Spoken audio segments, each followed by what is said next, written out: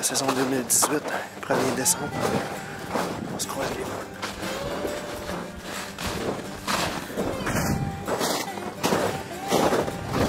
Premier soir de chasse, on est dans un spot qui habituellement nous rapporte beaucoup. On vient pas souvent ici, mais quand on y est habituellement, ça paye. Les conditions sont parfaites.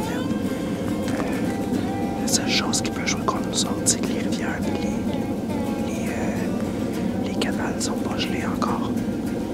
Le pattern des coyotes n'est pas exactement comme on est habitué de l'avoir une fois que tout est gelé, mais c'est une des grosses patches de bois du secteur. On se croise les doigts.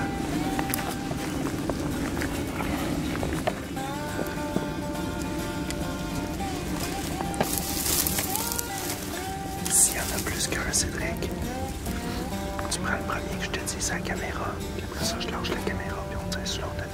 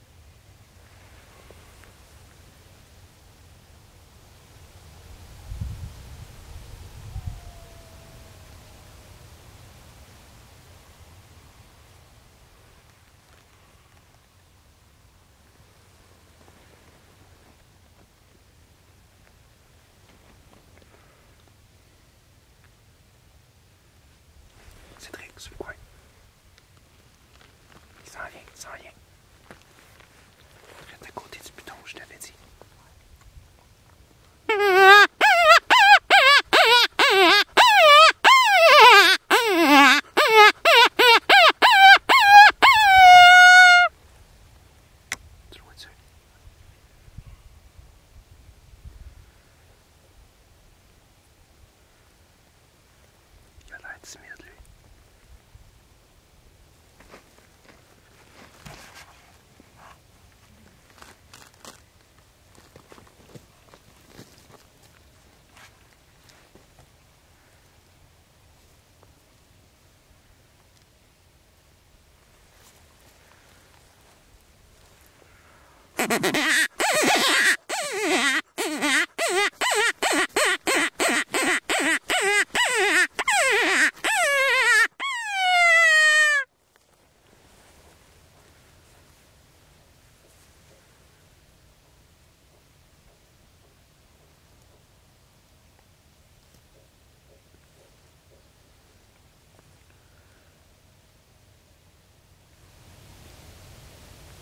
Comment tu dis ça?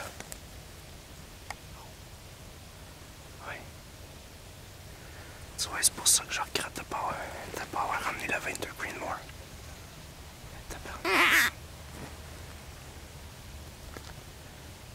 375 mètres, tu te sens à l'aise?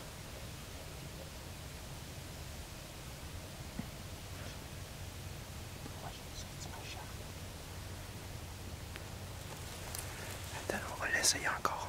Au pire, on le perd, c'est pas grave.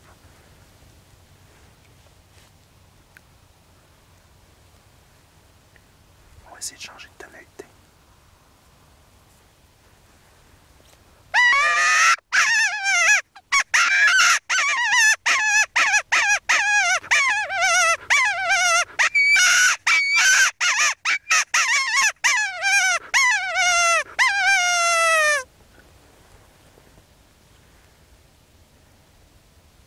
À cette distance-là, 7, là, tu y en ligne droite dans le front.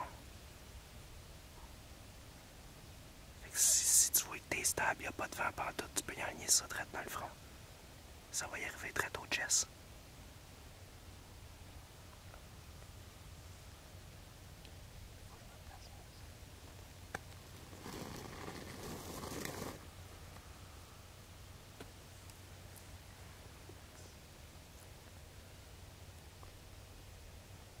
T'es-tu stable?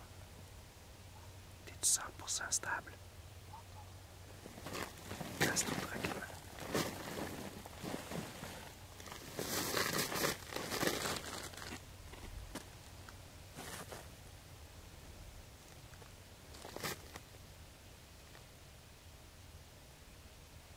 C'est comme tu le sens, si tu vois que t'es stable, tu veux prendre le shot, vas-y.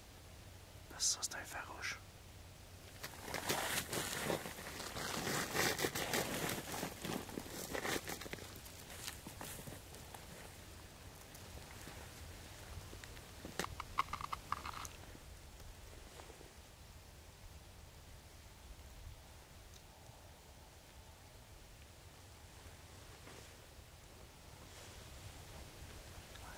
Traite entre les deux yeux, t'arrives à la bonne hauteur. 375 mètres avec 400, ça donne à peu près 400 verges.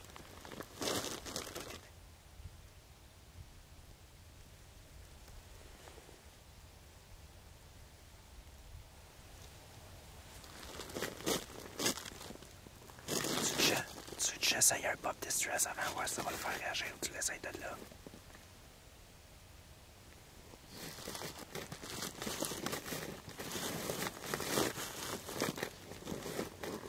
Moi, essayer.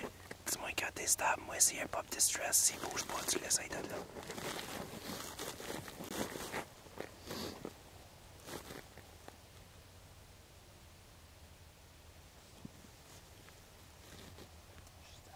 T'es stable au bas.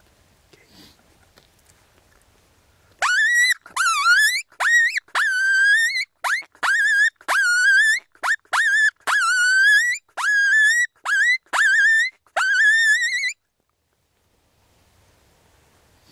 Non, ça c'est un effarouché. Prends ton temps. Il y en a d'autres en arrière de lui. Il regarde tout le temps en arrière. Prends ton temps, ça, enligne ça entre les deux oreilles. Pas plus haut, très entre les deux oreilles. Assure-toi que ton gauche traite est bon, tu vas y arriver très dans le chest. Il n'y a pas de vent pantoute. Prends ton temps. Il n'y a pas de presse.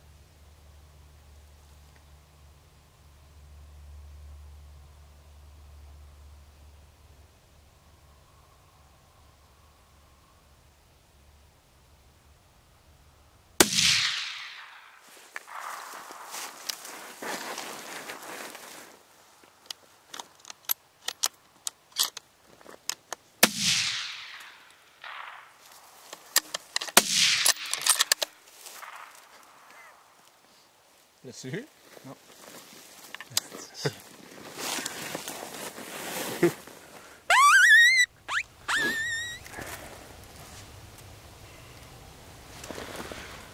On a essayé. Bien fait de tirer à côté. Arrêtez de la merde d'aller chercher ça jusque-là. Alors oui, tirer un coup, c'est plate. Si tu sais pas assez souvent là-dessus, aussi bien de faire du bruit pour la peine. Première sortie à moitié payante. Ça, d'après moi, c'est un coyote qui s'était déjà fait chauffer le derrière. Qui est venu s'asseoir sur le bord du bois pour apprendre, mais il avait déjà entendu d'autres, je pense. On est dans un secteur qui est beaucoup chassé. Malheureusement, pas mal plus par des braconniers en skidoo qui leur courent après que des gars au call, là, mais ça fait en sorte qu'on a des coyotes bien nerveux ici. Habituellement, on emmène la 22 Greenmore dans un grand champ comme ça. Puis à peine un peu moins de 400 mètres, ça aurait été un coup de mini-pot, mais là, on avait une 22 250 puis une 223 qu'on a ajustée aujourd'hui puis qu'on n'a pas sorti les chartes. Fait que c'est ça que ça donne. La dernière fois que mon cousin en a manqué un, j'avais pas pesé sur record, mais celle-là, je l'ai dans la boîte. T'avais fait un story Instagram avant de t'en venir ici. Tu vas pouvoir marquer hashtag j'ai tiré à côté.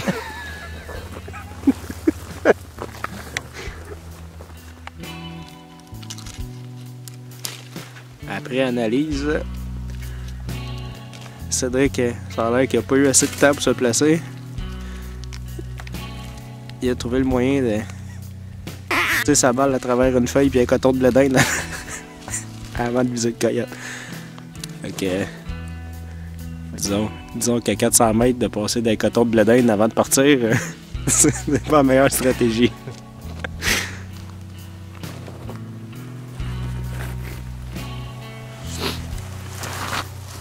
Ce spot-là, vous avez vu un peu le genre d'environnement, là, pour ceux qui chassent ce genre de territoire-là. La patch de bois, elle a peut-être 1000 pieds de large par un autre 1000 pieds de long. C'est tout petit comme patch de bois. Puis les coyotes sont tout le temps là.